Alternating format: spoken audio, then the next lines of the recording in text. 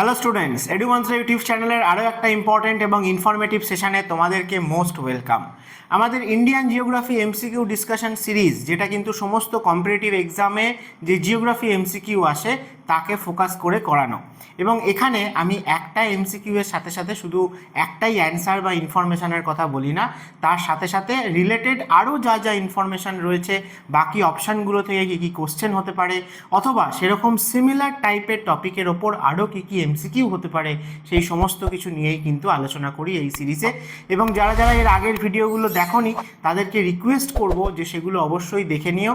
সেখান থেকে তোমরা কিন্তু প্রচুর প্রচুর ইনফরমেশান জানতে পারবে, যেগুলো কিন্তু আগামী দিনে কম্পিটিটিভ এক্সামে তোমরা যে পরীক্ষা দিতে যাচ্ছ সেখানে অনেক কিছু কিন্তু কমন পাবে ওখান থেকে।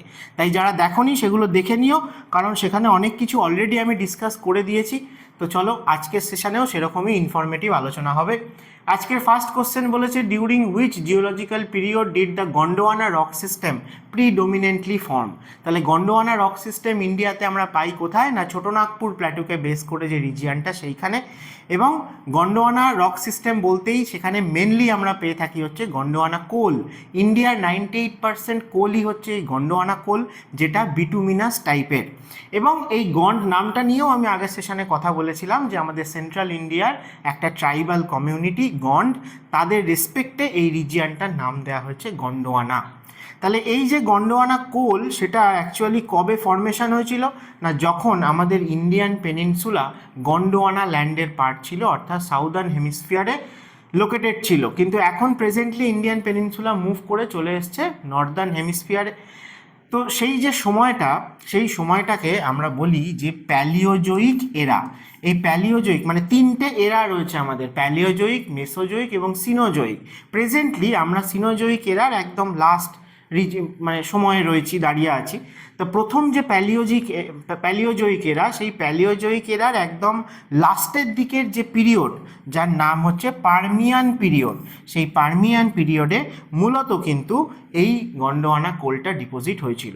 এবং শুধু এইখানেই নয়, ওয়ার্ল্ডের আরও বিভিন্ন যে কন্টিনেন্টাল ল্যান্ডমাস রয়েছে সেই সমস্ত জায়গাতেও আমরা কিন্তু এই কোল ডিপোজিট বা কার্বন ডিপোজিটের ঘটনা যে সময়টাই দেখতে পাই, সেটাই প্যালিওজোইক এরারই শেষের দিকে। তাই জন্য এই সময়টাকে আলাদা করে আমরা কার্বনিফেরাস পিরিয়ডও কিন্তু বলে থাকি। তাহলে কার্বনিফেরাস পিরিয়ড দিয়েও তোমাদের কোশ্চেনে আসতে পারে, এবং যদি না হয় এক্স্যাক্টলি বলে, তাহলে আমরা প্যালিওজোইক এরার একদম লাস্টের যে পিরিয়ড, পার্টিকুলারলি পার্মিয়ান পিরিয়ডে কিন্তু এই কোল ডিপোজিটটা দেখতে পাই।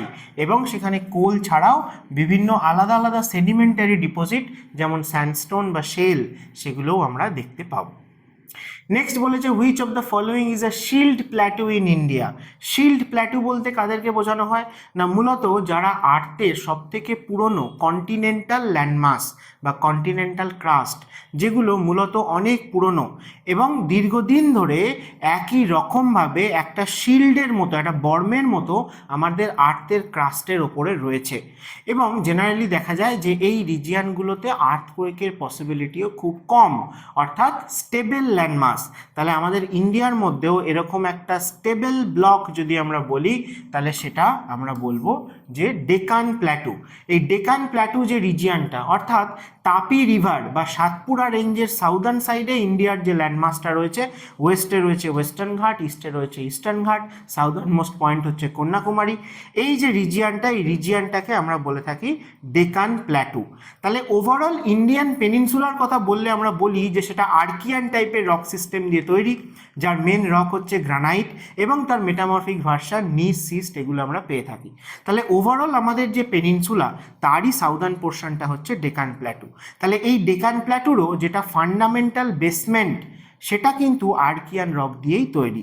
কিন্তু পরবর্তীকালে আমরা দেখব যে মেসোজোইক এরার শেষের দিকে, লেট ক্রিটেসিয়াস টাইম পিরিয়ডে, এই ডেকান প্ল্যাটুর ওয়েস্টার্ন পার্টটায়, মূলত মহারাষ্ট্রের ওয়েস্টার্ন পার্টে, সেই জায়গায় ভলক্যানিক এরাপশন হয় একটা ভলক্যানিক হটস্পট থেকে, এবং তার ফলে ব্যাসাল্ট রকের একটা থিক ক্রাস্ট কিন্তু এর ওপরে ডেভেলপ করে। তাই ডেকান প্ল্যাটুর অ্যাকচুয়ালি বেসমেন্টে আর্কিয়ান রক সিস্টেম থাকলেও আমরা এখন ডেকান প্ল্যাটুর ওয়েস্টার্ন সাইডে মূলত কিন্তু ব্যাসাল্ট রক দিয়ে বানানো কিছুটা রিজিয়ান পেয়ে থাকি, যেটা তৈরি হয়েছিল ক্রিটেসিয়াস পিরিয়ডে, এবং আর্কিয়ান রকের ওপরেই এই ব্যাসাল্ট ডিপোজিটটা হয়েছে। পার্টিকুলারলি ডেকান প্ল্যাটু সেই রিজিয়ানটাকে আমরা কিন্তু ডেকান ট্র্যাপ বলে থাকি, যেখানে আমরা ব্যাসাল্ট রক পাই। এবং ডেকান ট্র্যাপ রিজিয়ানটা কিন্তু শুধুমাত্র মহারাষ্ট্রেই রয়েছে, মূলত মহারাষ্ট্রের ওয়েস্টার্ন পার্টে, যেখানে ওয়েস্টার্ন ঘাট রয়েছে, নর্দার্ন সহ্যাদ্রি, সেইখানে আমরা পেয়ে থাকি। কিন্তু ডেকান প্ল্যাটু বলতে কিন্তু সাউথ ইন্ডিয়ায় পুরো ল্যান্ডমাসটাকেই বোঝানো হয়। তাহলে শিল্ড প্ল্যাটু বলতে আমরা ডেকান প্ল্যাটুকে বুঝবো। নেক্সট বলেছে the coal deposit found in the Gondwana rock system আর primarily from which geological age. তাহলে একটু আগেই আমি কথা বলছিলাম যে গন্ডোয়ানা যে রক সিস্টেম বা গন্ডোয়ানা কোল কবে ফর্মেশন হচ্ছে, কার্বনিফেরাস পিরিয়ড বলতে পারি, অথবা প্যালিওজোইক এরার একদম শেষের দিকে, যেটার নাম হচ্ছে পার্মিয়ান টাইম পিরিয়ড। সেই পার্মিয়ান টাইম পিরিয়ডে আমরা কিন্তু এই গন্ডোয়ানা কোলটা ফর্মেশন হতে দেখতে পাবো। বেশ, গন্ডোয়ানা কোল নিয়ে কিছু কথা বললাম, কিছু কথা আগের সেশনগুলোতেও আমি প্রচুর আলোচনা করেছি, তাই তোমাদের বারবার রিকোয়েস্ট করছি আগের সেশনগুলো অবশ্যই দেখে নিও। নেক্সট বলেছে which of the following statement is true regarding the Dharwad rock system. তাহলে ধারওয়াড় রক সিস্টেম আমরা কোথায় পাই? না, এটা আমরা মূলত সাউথ ইন্ডিয়া কর্ণাটক স্টেটকে বেস করে পেয়ে থাকি। তাহলে বলেছে it is the youngest rock system in India. না, এটা একেবারেই ভুল। তারপরে বলেছে it is primarily composed of sedimentary rock. Next দেখি, বলেছে it contain significant deposit of metallic mineral. আর বলেছে almost all fossil fuel found here. তাহলে এটাও একেবারে ডাহা মিথ্যে কথা, কারণ ফসিল ফুয়েল মানে coal, petroleum, natural gas, crude oil, এগুলো কিন্তু আমরা এই ধারওয়াড় রিজিয়ানে মানে সাউদার্ন ইন্ডিয়াতে কিন্তু পাই না। তাহলে এখানে যে বলেছে it is primarily composed of sedimentary rock, এই কথাটাও ঠিক নয়। ধারওয়াড় ইটসেলফ একটা সেডিমেন্টারি রক সিস্টেম, এবং সবথেকে পুরনো আর্থের ক্রাস্টে যে rock system Archaean rock system, তারই সেডিমেন্টারি ভার্সান হচ্ছে ধারওয়াড় রক সিস্টেম। কিন্তু এটাই প্রাইমারিলি পাওয়া যায় এই ধারওয়াড় রিজিয়ানে বা ধারওয়াড় রক সিস্টেমে, তা কিন্তু নয়, কারণ overall Indian peninsula Archaean rock system দিয়ে তৈরি, তাই তো? তাহলে আমরা সাউথ ইন্ডিয়াতেও আর্কিয়ান এবং ধারওয়াড় দুটোকে মিশিয়েই পাবো। আর আর্কিয়ান কিন্তু সেডিমেন্টারি অরিজিন নয়, আর্কিয়ান কিন্তু ইগনিয়াস অরিজিন, ঠিক আছে? তাই জন্য এখানে রাইট অ্যান্সার হয়ে যাবে অপশান সি, যে significant deposit of metallic minerals আমরা কিন্তু পেয়ে থাকি ধারওয়াড় রিজিয়ানে। আমাদের মেনলি যে মিনারেল বেল্ট রয়েছে সেখানে দেখবে যে ছোটনাগপুর প্ল্যাটু এবং ধারওয়াড় প্ল্যাটু, এই দুটোকেই আমরা বলে থাকি মিনারেল রিচ। ছোটনাগপুর প্ল্যাটু আলাদা কেন? কারণ ধারওয়াড় প্ল্যাটুতে প্রচুর মেটালিক মিনারেল পাওয়া গেলেও কোনো রকম ফসিল ফুয়েল ডিপোজিট পাওয়া যায় না। ছোটনাগপুর প্ল্যাটুতে মেটালিক নন মেটালিক মিনারেলের পাশাপাশি কোল ডিপোজিটও রয়েছে, গন্ডোয়ানা কোল, ঠিক আছে? তাহলে এখানে অ্যান্সার হয়ে যাবে যে আমরা ধারওয়াড় প্ল্যাটু রিজিয়ানে দেখবে যে আয়রন ওর, ম্যাঙ্গানিজ, গোল্ড, কপার, এরকম প্রচুর মেটালিক মিনারেল কিন্তু এখানে দেখতে পাওয়া যায়।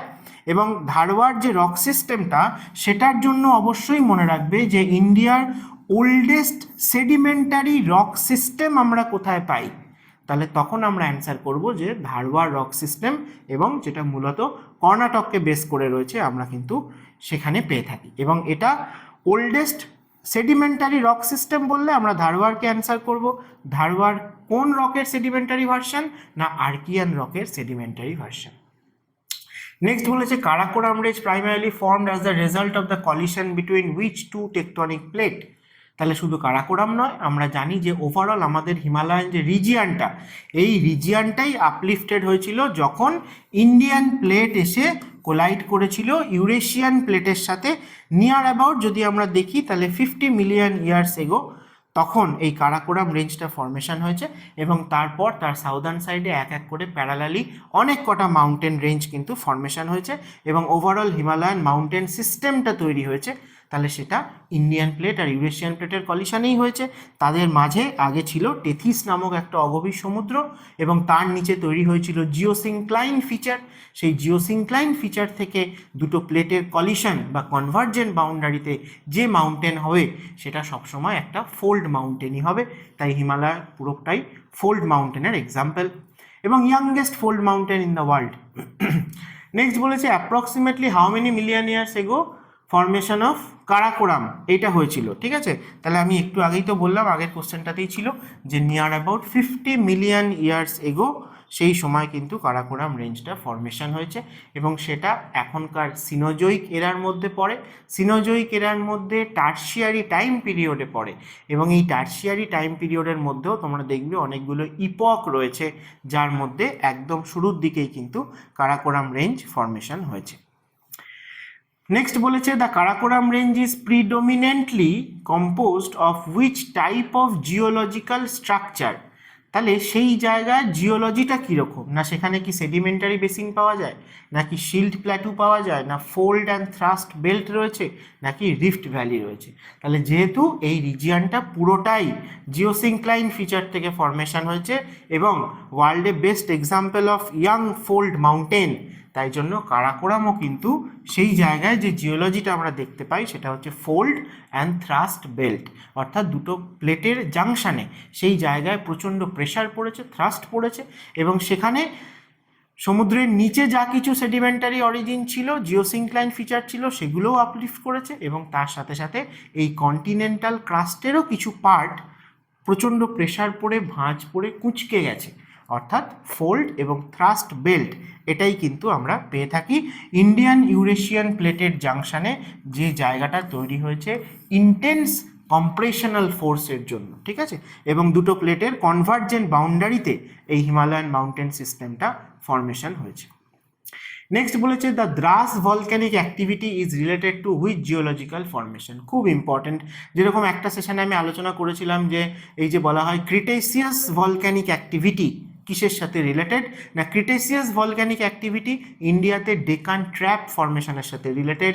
সেরকমই আমরা বলতে পারি যে দ্রাস ভলক্যানিক অ্যাক্টিভিটি এটা কারাকোরামের ফর্মেশনের সাথে রিলেটেড, কারণ যখন ইন্ডিয়ান প্লেট ইউরেশিয়ান প্লেটের দিকে মুভ করছিল তখন তাদের মাঝে যে একটা অগভীর সমুদ্র যার নাম ছিল টেথিস, সেই টেথিসের ওপরে চাপ পড়ে, এবং টেথিসের যে ওশান ফ্লোর ছিল তার মিড ওশান পোর্শনে প্রচণ্ড প্রেশার পড়াতে সেখানে একটা ক্র্যাক ডেভেলপ করে, ফল্ট লাইন ডেভেলপ করে, এবং সেখান থেকে ভলক্যানিক এরাপশন হয়, যার ফলে একটা chain of volcanic islands formation হয়, যেগুলোরই নাম ছিল দ্রাস ভলক্যানিক আইল্যান্ড আর্ক। তো যখন ইন্ডিয়ান প্লেট মুভ করছে ইউরেশিয়ান প্লেটের দিকে, তখন এই দ্রাস ভলক্যানিক আইল্যান্ডগুলোকে নিয়ে একসাথে মুভ করেছে, এবং যখন প্রথম কলিশন হয়েছে তখন এই যে দ্রাস আইল্যান্ডগুলো ছিল সেগুলোই কিন্তু ইউরেশিয়ান প্লেটের ওপরে গিয়ে প্রেশার পড়ে আপলিফটেড হয়ে কারাকোরাম রেঞ্জটা ফর্মেশন করেছে। তাই কারাকোরাম রেঞ্জে আমরা কিন্তু এই দ্রাস ভলক্যানিক আইল্যান্ডগুলো যে টাইপের ব্যাসাল্ট রক দিয়ে তৈরি, সেটা আমরা কারাকোরাম রেঞ্জে কিন্তু সেই ব্যাসাল্ট রক ডিপোজিটটা দেখতে পাই। তাই দ্রাস ভলক্যানিক অ্যাক্টিভিটির সাথে রিলেটেড হয়েছে কারাকোরাম রেঞ্জের ফর্মেশন, এবং প্রেজেন্টলিও তোমরা দেখবে আমাদের জম্মু কাশ্মীর রিজিয়নে কার্গিলের পাশাপাশি দ্রাস বলে একটা সেক্টরও রয়েছে, সেই দ্রাস ব্যাপারটা কিন্তু এখান থেকেই এসছে, এর সাথেই রিলেটেড। এবং দ্রাস ভলক্যানিক অ্যাক্টিভিটির কারণে যে মানে ভলক্যানিক ইরাপশন হয়েছিল বা দ্রাস আইল্যান্ডগুলোর কথাও যদি আমরা দেখি, তাহলে সেটাও আমরা দেখব যে সেখানে ব্যাসাল্ট রকের ট্রেস কিন্তু আমরা পাবো। তাই কারাকোরামে এই ব্যাসাল্ট রকটা আমরা পেয়ে থাকি, এবং কারাকোরাম এই যে ওয়ার্ডটা, এই ওয়ার্ডের মধ্যে কারা ওয়ার্ডটার মানে হচ্ছে ব্ল্যাক, অর্থাৎ ব্ল্যাক কালারের রক দিয়ে কারাকোরাম তৈরি। ব্ল্যাক কেন? কারণ ব্যাসাল্ট রক হচ্ছে ব্ল্যাক কালারের।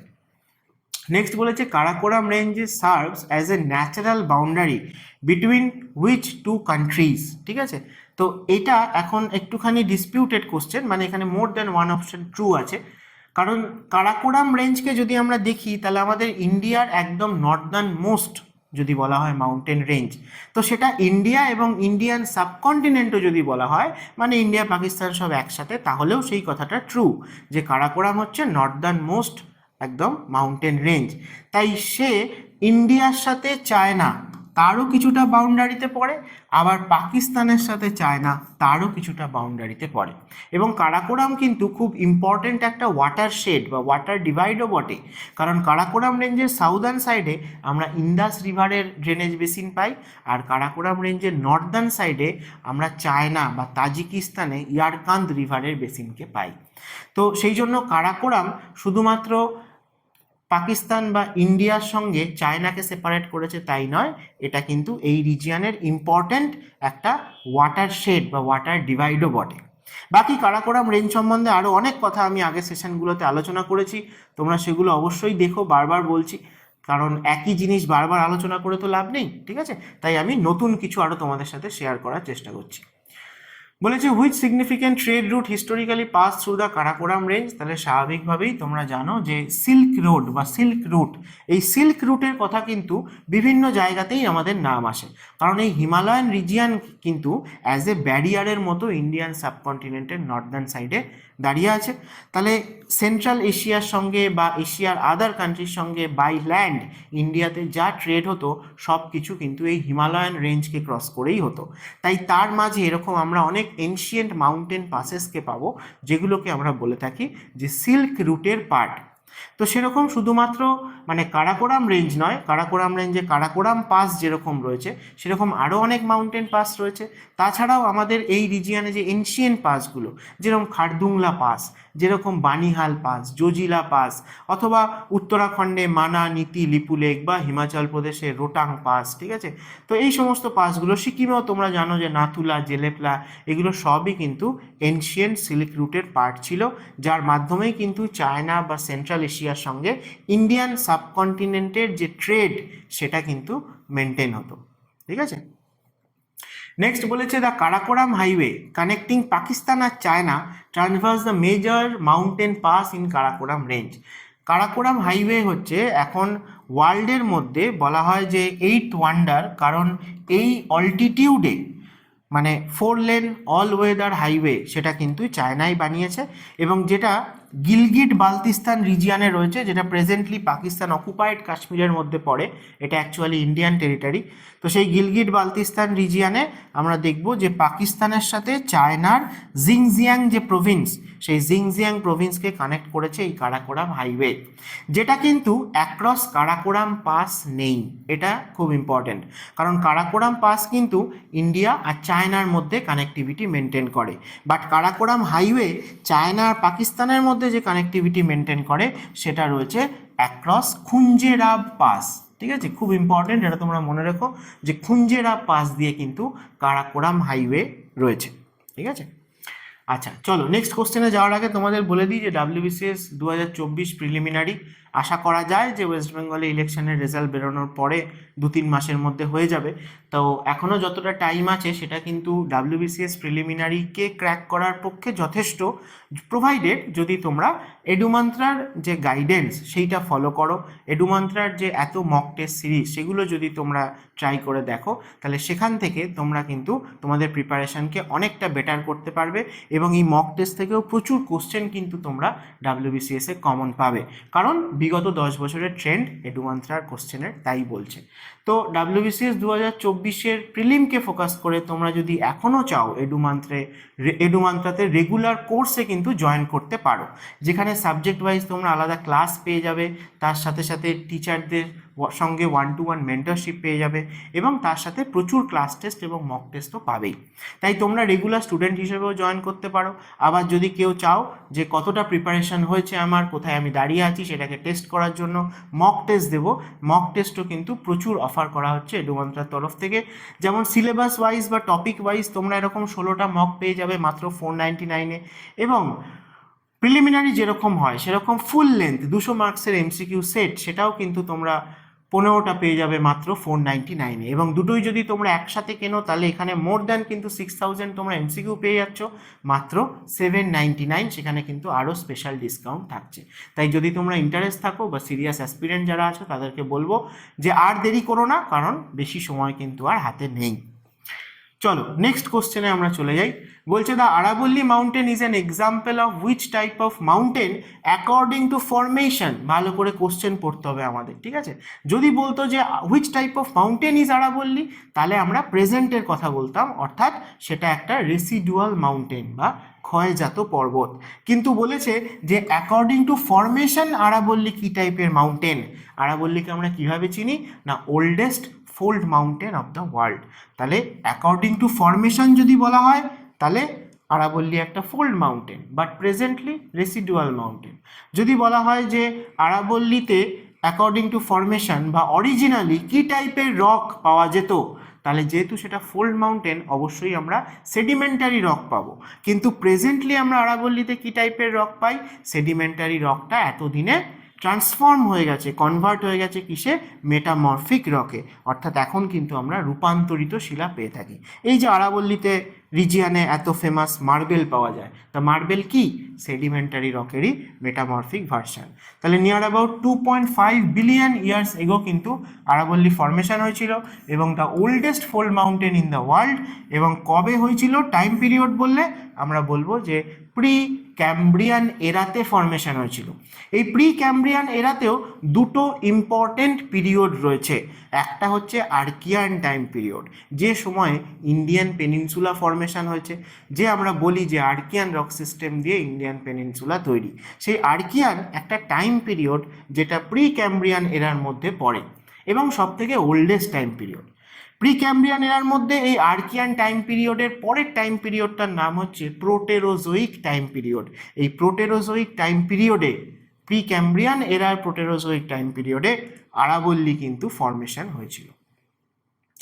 নেক্সট বলেছে in India oldest rock is reported from. তাহলে দেখো এই কোশ্চেনগুলো এক একটা ওয়ার্ডের জন্য কিন্তু অনেক ভ্যারিয়েশন হয়ে যায়। কীরকম না, একটু আগে আমি বললাম যে ওল্ডেস্ট ফোল্ড মাউন্টেন কোনটা? আরাবল্লী। ওল্ডেস্ট রক যদি বলা হয় তাহলে ওল্ডেস্ট রক সিস্টেম কোনটা ইন্ডিয়াতে? না আর্কিয়ান রক সিস্টেম। তাহলে ওল্ডেস্ট রক বলতে ওল্ডেস্ট আর্কিয়ান রক আমরা কোথা থেকে পাই সেইটার কথা বলা হচ্ছে। সেটা কিন্তু আমরা পাই ঝাড়খণ্ডের সিংভূম ডিস্ট্রিক্ট থেকে। তাহলে এই রিজিয়নটাকেও সিংভূম বলা হয় এবং ঝাড়খণ্ডের সিংভূম বলে একটা ডিস্ট্রিক্টও আছে। ছোটনাগপুর প্ল্যাটুর যদি দেখো একটু সাউথ ইস্টার্ন সাইডের দিকে ওয়েস্ট বেঙ্গলের সাথে বর্ডারে রয়েছে। তো সেই সিংভূম রিজিয়ানে সব থেকে পুরনো প্রায় দেখো 3.6 বিলিয়ন ইয়ার্স আগের যে আর্কিয়ান রক সেটা কিন্তু পাওয়া গেছে। তো এটাই কিন্তু মনে করা হয় ইন্ডিয়াতে ওল্ডেস্ট জিওলজিক্যাল ফরমেশন এবং এই আর্কিয়ান রকটা অবশ্যই ইগনিয়াস রক দিয়ে তৈরি এবং সিংভূম রিজিয়ানে আমরা ইন্ডিয়ার ওল্ডেস্ট রককে পেয়ে থাকি যেটা আর্কিয়ান রক। আর আজকে এটাও আলোচনা করেছি যে ওল্ডেস্ট সেডিমেন্টারি রক কোথায় পাওয়া যায়। না ওল্ডেস্ট সেডিমেন্টারি রক বললে তখন আমরা কি বলবো? না সেটা আমরা ধারওয়াড় প্ল্যাটুতে পেয়ে থাকি বা ধারওয়াড় রিজিয়ান, যেটা মূলত কর্ণাটককে বেস করে রয়েছে। ওল্ডেস্ট মাউন্টেন বললে আরাবল্লী, ওল্ডেস্ট রক বললে সিংভূম, ওল্ডেস্ট সেডিমেন্টারি রক বললে ধারওয়াড় বা কর্ণাটক। নেক্সট বলেছে which type of mountain is western ঘাট। তাহলে ওয়েস্টার্ন ঘাট কি টাইপের মাউন্টেন? না ওয়েস্টার্ন ঘাটের যদি আমরা স্ট্রাকচার দেখি তাহলে সেই রেসপেক্টে ওয়েস্টার্ন ঘাটকে আমরা বলবো এটা হচ্ছে একটা ব্লক মাউন্টেন।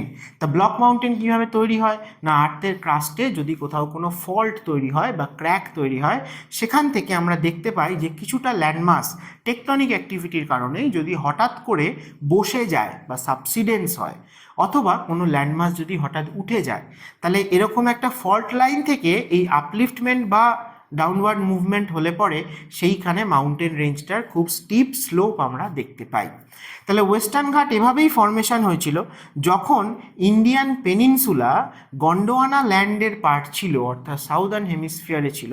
সেই সময়ে সেখানে যে টেকটনিক অ্যাক্টিভিটি হচ্ছিল বা গন্ডোয়ানা ল্যান্ড যখন আস্তে আস্তে ব্রেক করছিল সেই সময় দেখা যায় যে ইন্ডিয়ার যেটা প্রেজেন্টলি আমরা ওয়েস্টার্ন কোস্ট লাইন দেখি সেই বরাবর একটা ফল্ট লাইন কিন্তু তৈরি হয়েছিল। এবং গুজরাটকে আমরা এখনও যতটা দেখি না যে বাকি ওয়েস্ট কোস্টের থেকে যেন ওয়েস্টার্ন সাইডে কিছুটা এগিয়ে রয়েছে, আগে আমাদের পুরো ল্যান্ডমাসটাই ততটা ছিল। কিন্তু এই গন্ডোয়ানা টাইম পিরিয়ডে যে ক্র্যাক বা ফল্ট লাইনটা ডেভেলপ করেছিল প্রেজেন্টলি ওয়েস্ট কোস্ট লাইন যেটা সেই বরাবর, সেখান থেকে বাকি ল্যান্ডমাসটা একটা সময় খুলে গিয়ে আলাদা হয়ে জলের নিচে সাবমার্জড হয়ে যায়, অ্যারাবিয়ান সিয়ের নিচে সাবমার্জড হয়ে যায়। সেই জন্য আমরা ওয়েস্টার্ন কোস্টকেও কিন্তু সাবমার্জড কোস্ট বলে থাকি, ইস্টার্ন কোস্টকে আমরা এমার্জেন্ট কোস্ট বলি। তাহলে ওয়েস্টার্ন ঘাট মাউন্টেন রেঞ্জটা ফর্মেশন হয়েছে তার ওয়েস্টার্ন পার্টে কিছুটা ল্যান্ডমাস আরাবিয়ান সিয়ের নিচে সাবমার্জড হয়ে গেছে বলে। তাই জন্য ওয়েস্টার্ন ঘাটের ওয়েস্টার্ন স্লোপটাও আমরা খুব স্টিপ স্লোপ পেয়ে থাকি, এবং সেই কারণে একটা ফল্ট লাইন থেকে তৈরি হয়েছে বলে ওয়েস্টার্ন ঘাটকে আমরা বলে থাকি একটা block mountain, example of block mountain, ঠিক আছে। এবং এই জায়গাটা মূলত মানে নতুন কোনো রক দিয়ে তো তৈরি হয়নি, অ্যাকচুয়ালি ওয়েস্টার্ন ঘাট যেখানে রয়েছে সেই রিজিয়ানটা পেনিনসুলা বা ডেকান প্ল্যাটুরই পার্ট, তাহলে সেই জায়গাতে আমরা কিন্তু আর্কিয়ান রক সিস্টেমই পাবো। কিন্তু পরবর্তীকালে আমরা দেখব যে মহারাষ্ট্রের ওয়েস্টার্ন সাইডে যে ব্যাসাল্টিক এরাপশান হয়েছিল, সেই জন্য প্রেজেন্টলি আমরা ওয়েস্টার্ন ঘাটের নর্দার্ন পোর্শন মানে শুধু মহারাষ্ট্র গোয়া এই পোর্শনের ওয়েস্টার্ন ঘাটে আমরা কিন্তু আর্কিয়ান রক পাই না, আমরা কিন্তু ব্যাসাল্ট রক পেয়ে থাকি, বাট সেটা আর্কিয়ান রকের ওপরই ডিপোজিট হয়েছে। আবার যদি সাউদার্ন সাইডে আমরা যাই, কর্ণাটকে আমরা আর্কিয়ানের সাথে সাথে ধারওয়ার রক সিস্টেমকেও পেয়ে থাকি। যদি আমরা নীলগিরির আরও সাউথে যাই, যেমন আন্নামালাই, কার্ডামম, অগস্ত্যমালাই, এগুলো ওয়েস্টার্ন ঘাটের পার্ট, সেই জায়গায় গিয়ে আমরা কিন্তু আবার আর্কিয়ান রক সিস্টেমকেই পাবো। তাহলে ওয়েস্টার্ন ঘাটের যদি আমরা রক স্ট্রাকচার দেখি, সেটাও কিন্তু নর্থ থেকে সাউথে ভ্যারি করে, সেটাও কিন্তু একই রকম নয়, ঠিক আছে। আর তো ওয়েস্টার্ন ঘাট সম্বন্ধে অনেক কিছু মানে আমরা বলতে পারি যে এই যে ওয়েস্টার্ন ঘাট ওয়েস্টার্ন কোস্টের এক্স্যাক্টলি প্যারালালি রয়েছে বা ওয়েস্টার্ন কোস্টের খুব কাছাকাছি রয়েছে, যেটা থেকে আমরা বুঝতে পারি যে এখানে কোনো একটা ফল্ট লাইন থেকে কিছুটা ল্যান্ডমাস হঠাৎ করে সাবমার্জড হয়ে যাওয়াতেই কিন্তু ওয়েস্টার্ন ঘাট ফর্মেশন হয়েছে। এবং এটা যেহেতু ফল্ট লাইন থেকে তৈরি হয়েছে, অ্যাট এ টাইম তৈরি হয়েছে, তাই জন্য আমরা কিন্তু এর কন্টিনিউটিও অনেক বেশি পেয়ে থাকি। এবং পেনিনসুলার মধ্যে মোস্ট কন্টিনিউয়াস মাউন্টেন রেঞ্জই হচ্ছে ওয়েস্টার্ন ঘাট। এছাড়া আমরা দেখব যে হাইয়েস্ট পিক বললে ওয়েস্টার্ন ঘাটের হাইয়েস্ট পিক হচ্ছে আনাইমুদি, যেটা আনাইমালাই রেঞ্জে রয়েছে এবং কেরালাতে রয়েছে। সেকেন্ড হাইয়েস্ট পিক ওয়েস্টার্ন ঘাটের বা ওভারঅল ইন্ডিয়ান পেনিনসুলার, হ্যাঁ, হাইয়েস্ট পিক হচ্ছে আনাইমুদি, সেকেন্ড হাইয়েস্ট পিক হচ্ছে দোদাবেতা। দোদাবেতা আবার নীলগিরি হিলসেরও হাইয়েস্ট পিক, যেটা তামিলনাড়ুতে রয়েছে।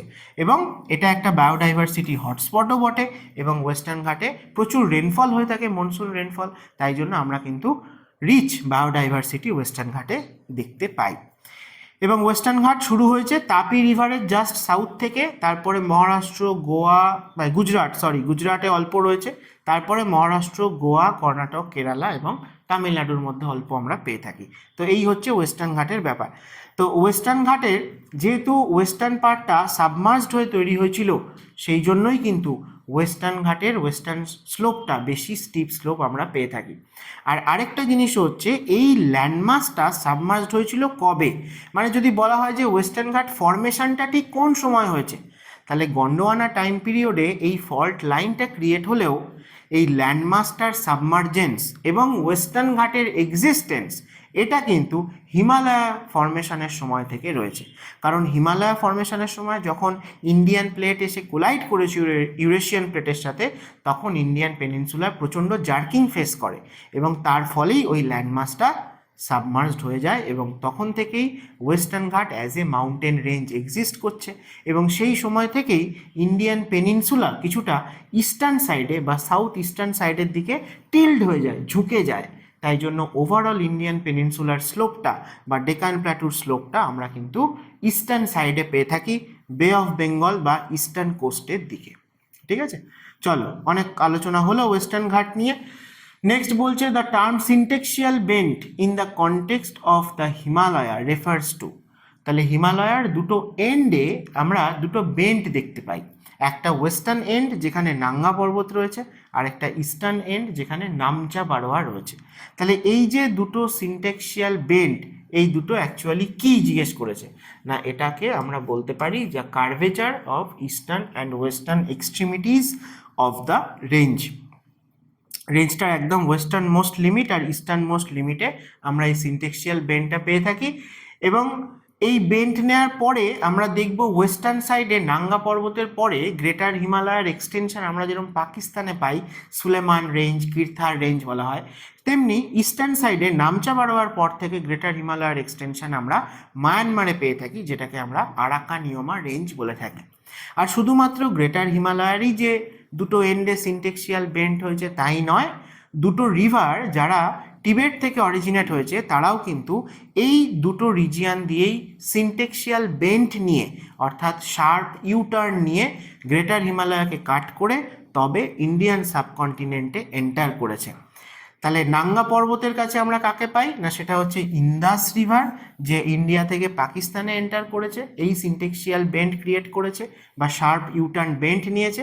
এবং ইস্টে নামচা বারোয়ার কাছে আমরা পাই হচ্ছে ব্রহ্মপুত্র রিভার, যে কিন্তু টিবেট থেকে অরুণাচল প্রদেশে ইন্ডিয়াতে এন্টার করেছে। তাই শুধুমাত্র হিমালয়ের সিনটেক্সিয়াল বেন্ড নয়, তার সাথে সাথে আমরা এই ইন্দাস আর ব্রহ্মপুত্ররও সিনটেক্সিয়াল বেন্ড দেখতে পাই নাঙ্গা পর্বত আর নামচা বারোয়ার কাছে।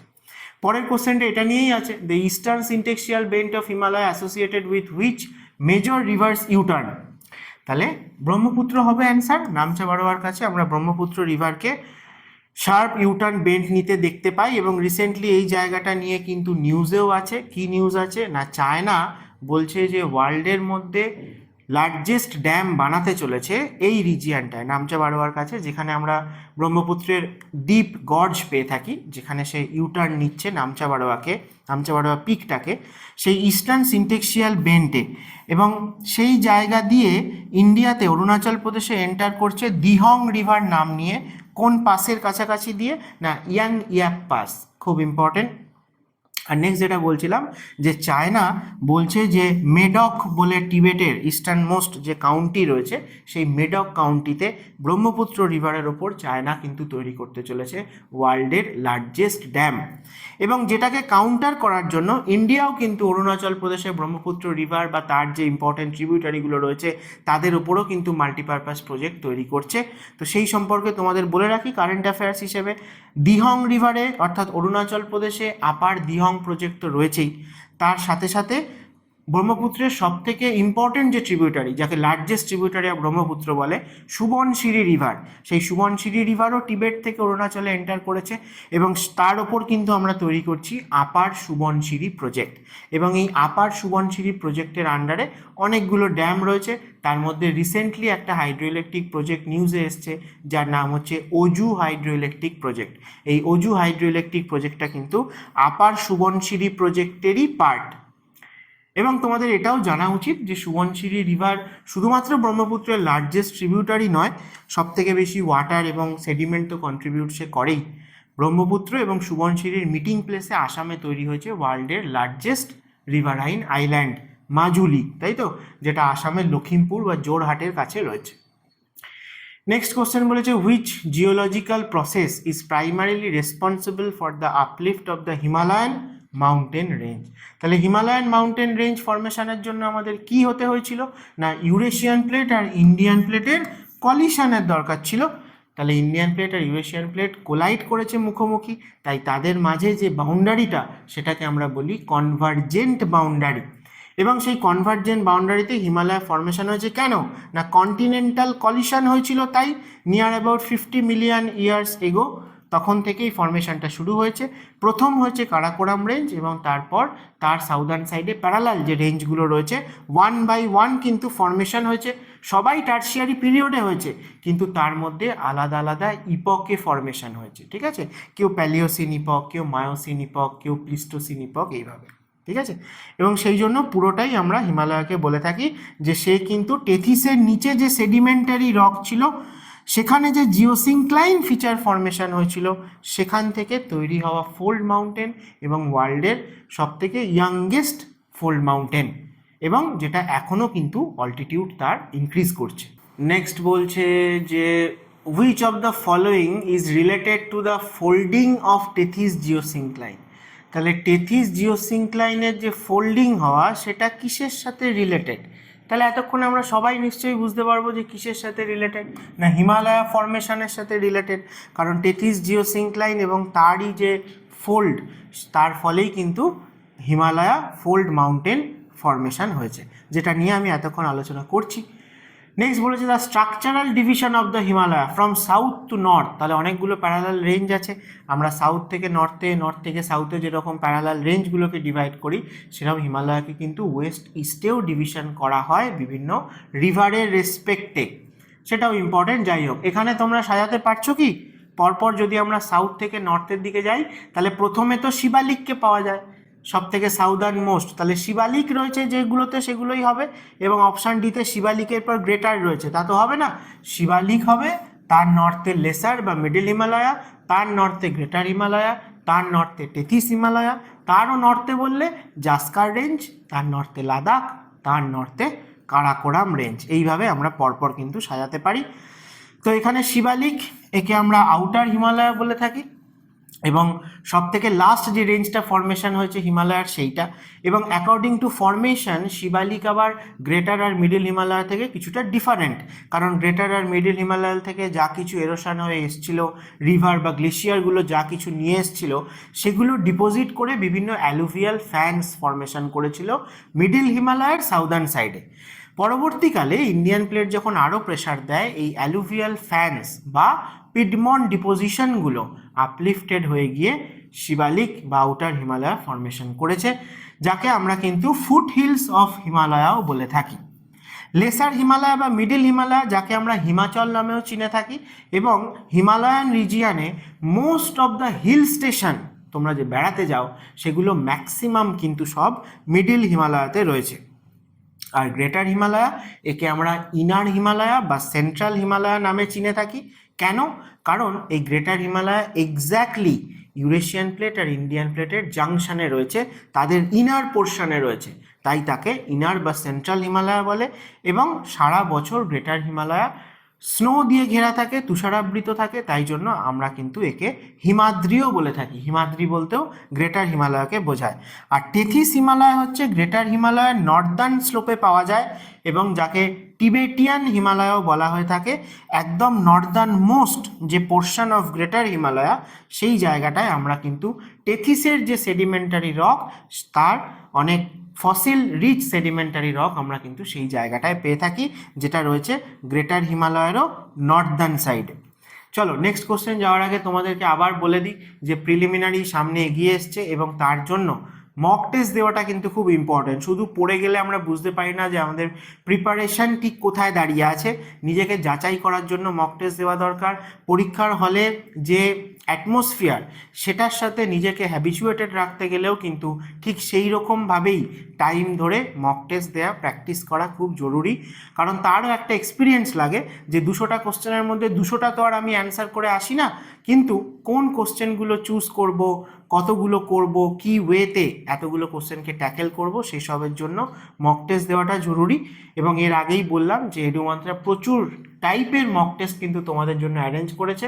একটু আগে যেমন বললাম যে ফুল লেন্থ মকের কথা, বা সিলেবাস ওয়াইজ 200 মার্কসের এমসিকিউ, যেখানে প্রায় 6000 কোশ্চেন তোমরা পেয়ে যাচ্ছ মাত্র 799-এ, তো সেগুলো তো রয়েছেই।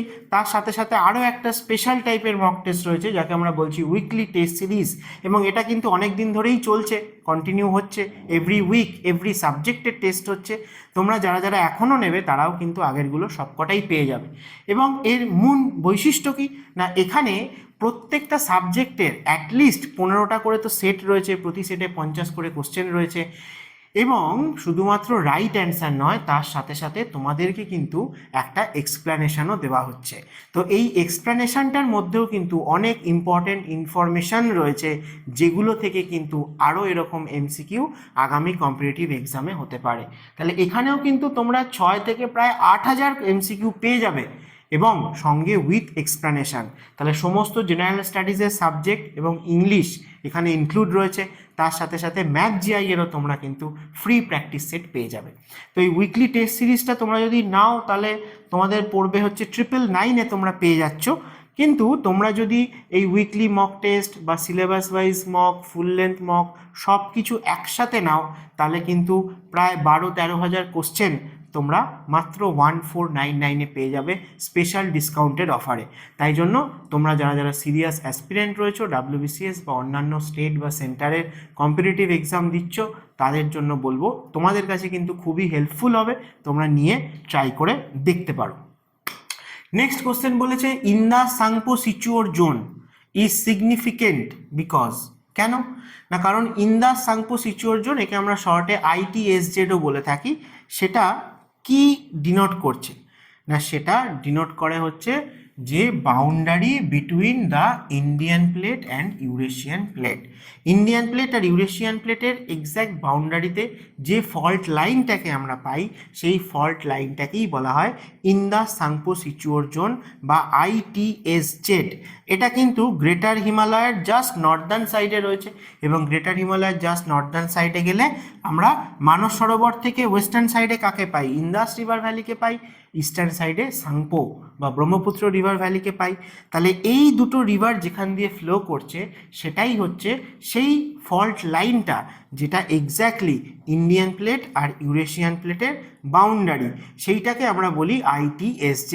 তারপর পরপর গ্রেটার হিমালয়ের সাউদার্ন সাইডে যত আমরা আসবো, MCT রয়েছে, মেন সেন্ট্রাল থ্রাস্ট, তার সাউথে রয়েছে মেন বাউন্ডারি থ্রাস্ট, ঠিক আছে, বা মেন বাউন্ডারি ফল্ট, তারও সাউথে রয়েছে হিমালয়ান ফ্রন্টাল ফল্ট। এগুলো নিয়ে কিন্তু আমি আগেও কোনো না কোনো সেশানে ডিটেলসে আলোচনা করেছি। চলো আজকে আর একই কথা রিপিট করছি না। নেক্সট কোশ্চেনে বলেছে the term trans Himalaya refers to. Trans Himalaya আমরা কাদেরকে বলি না, মেন হিমালয় বলতে আমরা গ্রেটার, মিডিল আর শিবালিক এই তিনটে রেঞ্জকে কনসিডার করে থাকি। তার নর্দার্ন সাইডে যা কিছু রয়েছে হিমালয়ান রেঞ্জের পার্ট, তাদেরকে আমরা বলি ট্রান্স হিমালয়া। কেন বলে থাকি? তার কারণ হচ্ছে গ্রেটার, মিডিল আর শিবালিক এদের ফরমেশনের সাথে ডাইরেক্টলি টেথিসের যে জিওসিনক্লাইন তার রিলেশন রয়েছে।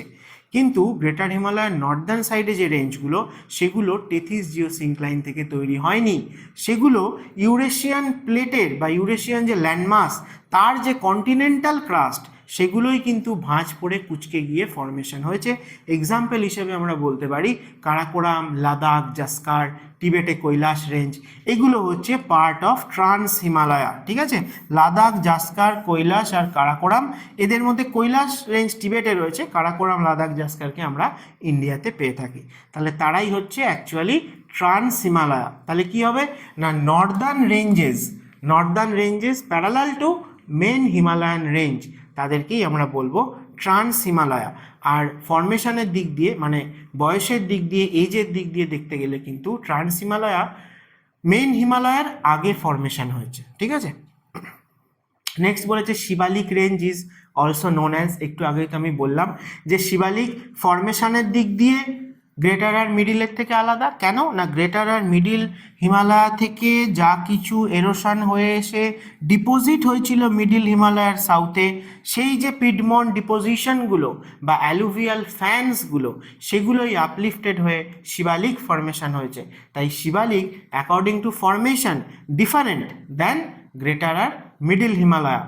এবং একে আমরা ফুট হিলস অফ হিমালয়াও বলে থাকি এবং তার সাথে সাথে একে আমরা আউটার হিমালয়াও বলে থাকি। আউটার কেন বলে থাকি না, ইনার কাকে বলে? গ্রেটার হিমালয়াকে ইনার বা সেন্ট্রাল হিমালয়া বলে। সেই রেসপেক্টে দেখতে গেলে সব থেকে লাস্ট যেটা ফরমেশন হয়েছে, সব থেকে বাইরের দিকে যে রয়েছে, তাকে আমরা বলি আউটসাইডে থাকা যে রেঞ্জ আউটার হিমালয়া। আমাদের ইন্ডিয়ার দিক থেকে ভাবলে এই রেঞ্জটাই প্রথম রয়েছে, কিন্তু ফরমেশনের রেসপেক্টে যদি আমরা দেখি সবার লাস্টে বা সবার বাইরের দিকে রয়েছে যেটা, সেটাই হচ্ছে আউটার হিমালয়া বা শিবালিক বা ফুট হিলস অফ হিমালয়া। ঠিক আছে, ইনার হিমালয়া বা সেন্ট্রাল হিমালয়া আমরা গ্রেটার হিমালয়াকে বলি, আর লেসার হিমালয়া বলতে আমরা মিডিল হিমালয়াকে বুঝে থাকি, আর ট্রান্স হিমালয়া হচ্ছে গ্রেটার হিমালয়া নর্থে যারা আছে তারা। নেক্সট বলেছে which of the following statement is true about the Himalayan rivers. তাহলে হিমালয়ান রিভার্সগুলোর ক্যারেক্টারিস্টিক কীরকম না, তারা সবাই গ্রেটার হিমালয়ার গ্লেশিয়ার থেকে ফরমেশন হয়েছে, অর্থাৎ এরা স্নোফেড রিভার, অর্থাৎ সারা বছর রিভারগুলোতে সাফিসিয়েন্ট ওয়াটার অ্যাভেলেবেল থাকে, অর্থাৎ এদেরকে আমরা বলি পেরিনিয়াল রিভার। এবং এই ওয়াটারটা শুধুমাত্র মনসুন নয়, সামার সিজনেও কিন্তু ম্যাক্সিমাম থাকে, তার কারণ ম্যাক্সিমাম স্নো মেল্ট হয় সেই সময়। এবং হিমালয়ান রিজিয়ানে অর্থাৎ এই রিভারগুলোর যখন আপার কোর্সে এরা থাকে, এরা কিন্তু খুব ডিপ ভি বা আই শেপড ভ্যালি তৈরি করে, ডিপ গর্জ তৈরি করে, র্যাপিড বা কাস্কেড বা ওয়াটারফল তৈরি করে, এবং এদের শার্প ইউটার্ন বেন্ট আমরা কিন্তু দেখতে পাই। তাহলে আমি যা যা বললাম এগুলো হিমালয়ান রিভারের ক্যারেক্টারিস্টিক, তার মধ্যে বলেছে কোনটা ট্রু জানতে চেয়েছে। তাহলে ট্রু কোনটা, তাহলে they are perennial due to glacial melt, এটাই হয়ে যাবে ট্রু। প্রাইমারিলি রেনফেড, এটা ভুল অপশান। বলেছে they have fixed course throughout the year, এটাও ঠিক নয়, কারণ হিমালয়ান রিভারগুলো সবাই তাদের ইয়াং স্টেজে রয়েছে এবং তারা কিন্তু বিভিন্ন সময় গ্লেশিয়াল যে লেক আউটবার্স্ট হয় সেগুলোকে সহ্য করে, অর্থাৎ প্রচুর মানে ফ্ল্যাশ ফ্লাড আমরা কিন্তু রিভারগুলোতে দেখতে পাই, কখনো কখনো ক্লাউড বার্স্টের জন্য বা ল্যান্ডস্লাইডের জন্যও দেখতে পাই। তাই রিভারগুলো কিন্তু তাদের যে কোর্স সেটাকে সবসময় শিফট করতে চায়, অর্থাৎ নতুন কোর্স বানিয়ে নিতে চায়, এবং সমস্ত হিমালয়ান রিভারে এই ক্যারেক্টারিস্টিকগুলো দেখতে পাওয়া যায়। তার মধ্যে প্রমিনেন্ট এক্সাম্পল কোনটা ইন্ডিয়াতে যে কিনা সব থেকে বেশি তার কোর্সকে শিফট করেছে? আমরা জানি যে কোশি রিভার। কোশি রিভার কিন্তু তার কোর্স শিফটের জন্য খুবই ফেমাস। কিন্তু বাকি যে রিভারগুলো, মানে তুমি গণ্ডক বলো, ঘরঘোড়া বলো, তিস্তা বলো, বা তুমি মানে গঙ্গার আপার রিচেসে বলো যে অলকানন্দা, ঠিক আছে, এই সমস্ত যে রিভারগুলো, মন্দাকিনী, এদের সবার কিন্তু একই টাইপের ক্যারেক্টারিস্টিক। এমনকি ইন্দাসের যারা ট্রিবিউটারি, মানে বিয়াস বলো, রবি বলো, সাতলেজ বলো, এদের ক্ষেত্রেও কিন্তু আমরা এই একই টাইপের ক্যারেক্টারিস্টিক দেখতে পাই। আর বলেছিল they do not form gorge, এটা একেবারে ভুল কথা, কারণ হিমালয়ান রিভারগুলোই সব থেকে ডিপ গর্জ তৈরি করে। তোমরা কি জানো ওয়ার্ল্ডের মধ্যে ডিপেস্ট রিভার গর্জ কোনটা? কোন রিভারে সেটা রয়েছে? জানলে আমায় কমেন্ট করে জানিও, কারণ এটাও হিমালয়ান রিজিয়ানেরই একটা রিভার। বেশ, নেক্সট বলেছে the great Himalayan range is characterized by. তাহলে গ্রেট হিমালয়ান রেঞ্জ আমরা কিভাবে বলতে পারি না লো রোলিং হিলস? লো কি না, একটা হাই অল্টিটিউড রেঞ্জ। বলেছে high peaks and extensive glaciation, তাহলে এটাই হয়ে যাবে এখানে রাইট অ্যান্সার। বাকি বলেছে যে ওয়াইড ভ্যালি অ্যান্ড প্ল্যাটু, এসব দেখা যায় না, ওয়াইড ভ্যালি দেখা যায় না, বরং ন্যারো ভ্যালি দেখতে পাওয়া যায়, ঠিক আছে। আর ডেজার্ট ল্যান্ডস্কেপও একবারে দেখতে পাওয়া যায় না হিমালয়াতে। যেটা দেখা যায় সেটা কিন্তু বিয়ন্ড গ্রেটার হিমালয়া। অনেকে হয়তো ভাবছো যে লাদাখ প্ল্যাটুতে তো দেখা যায়, কিন্তু সেটা কিন্তু গ্রেট হিমালয়ান রেঞ্জের রিজিয়ানে পড়ে না, ঠিক আছে, সেটা ট্রান্স হিমালয়ান রিজিয়ানে পড়ে। তাই গ্রেট হিমালয়াতে আমরা বলবো যে high peak, extensive glaciation, deep river valleys, এই সমস্ত কিছু আমরা দেখতে পাবো। নেক্সট বলেছে the primary reason for the east west orientation of Himalayan range. Himalayan রেঞ্জে ওয়েস্ট থেকে ইস্টে এক্সটেন্ডেড রয়েছে, নর্থ থেকে সাউথে নেই, তার কারণ কি, কেন না? তার কারণ কি দেখো, বলেছে the direction of Indian plate movement, the prevailing wind pattern, rotation of earth, আর original position of Tethys sea. তাহলে তোমরা বুঝতেই পারছো যে ডাইরেকশন অফ ইন্ডিয়ান প্লেট এইটা হবে অ্যান্সার। কারণ ইন্ডিয়ান প্লেট আগে সাউদার্ন হেমিস্ফিয়ারে ছিল, গন্ডোয়ানা ল্যান্ডের পার্ট ছিল, আর ইউরেশিয়ান প্লেট নর্দার্ন হেমিস্ফিয়ারে ছিল, লরেশিয়া বা আঙ্গারা ল্যান্ড ল্যান্ডমাসের পার্ট ছিল। তারপরে ধীরে ধীরে ইন্ডিয়ান প্লেট গন্ডোয়ানা ল্যান্ড ছেড়ে নর্থের দিকে মুভ করতে শুরু করে এবং ইকুয়েটারকে ক্রস করে একটা সময় ইউরেশিয়ান প্লেটের সাথে কোলাইড করে। যেহেতু সাউদার্ন সাইড থেকে এসে ইন্ডিয়ান প্লেটের কলিশন হয়েছিল ইউরেশিয়ান প্লেটের সাথে, তাই তাদের জাংশনে ওয়েস্ট থেকে ইস্টের দিকেই কিন্তু হিমালয়ের ওরিয়েন্টেশনটা আমরা দেখতে পাই। যদি বলা হয় যে হিমালয়ের দুটো কর্নারে সিনটেক্সিয়াল বেন্ড কেন দেখা যায়, তাহলে তার পেছনে আমরা বলবো যে ইন্ডিয়ান পেনিনসুলার ল্যান্ডমাসটা যখন কোলাইড করেছিল তখন সেই পেনিনসুলার আমরা যদি দেখি যে নর্থ ওয়েস্টার্ন সাইডে ছিল আরাবল্লী রেঞ্জ এবং নর্থ ইস্টার্ন সাইডে ছিল মেঘালয়া প্ল্যাটু, কিন্তু কম্পারেটিভলি এদের মাঝের যে রিজিয়ানটা সেই রিজিয়ানে কোনো এরকম হাই অল্টিটিউড মাউন্টেন বা প্ল্যাটু ছিল না, অর্থাৎ সেখানে আর্থের ক্রাস্টের থিকনেস এতটা বেশি ছিল না। কিন্তু দুটো কর্নারে যেহেতু এই ক্রাস্টের থিকনেসটা অনেক বেশি ছিল, অর্থাৎ মাস অনেক বেশি ছিল, তাই মোমেন্টাম অনেক বেশি ছিল। তাই যখন কলিশনটা হয়েছে তখন সেন্ট্রাল পোর্শনটা বেশিটা ইউরেশিয়ান প্লেটের দিকে মুভ করতে পারেনি, কিন্তু দুটো কর্নার কিন্তু ইউরেশিয়ান প্লেটের অনেকটা ইন্টিরিয়ার অবধি চলে গেছে। সেই জন্য আমরা হিমালয়ার শেপটা এরকম পেয়ে থাকি যে মধ্যিখানটা আমরা বলি যে কনভেক্স শেপ এবং দুটো এন্ডে দেখা যায় দুটো সিনটেক্সিয়াল বেন্ড, ঠিক আছে। চলো নেক্সট কোশ্চেন, আজকের লাস্ট কোশ্চেন। বলেছে which type of fault boundary involves two tectonic plates sliding past each other horizontally. অর্থাৎ প্লেট বাউন্ডারি নিয়ে কোশ্চেন রয়েছে এবং প্লেট বাউন্ডারি ডিফারেন্ট টাইপের হয়ে থাকে।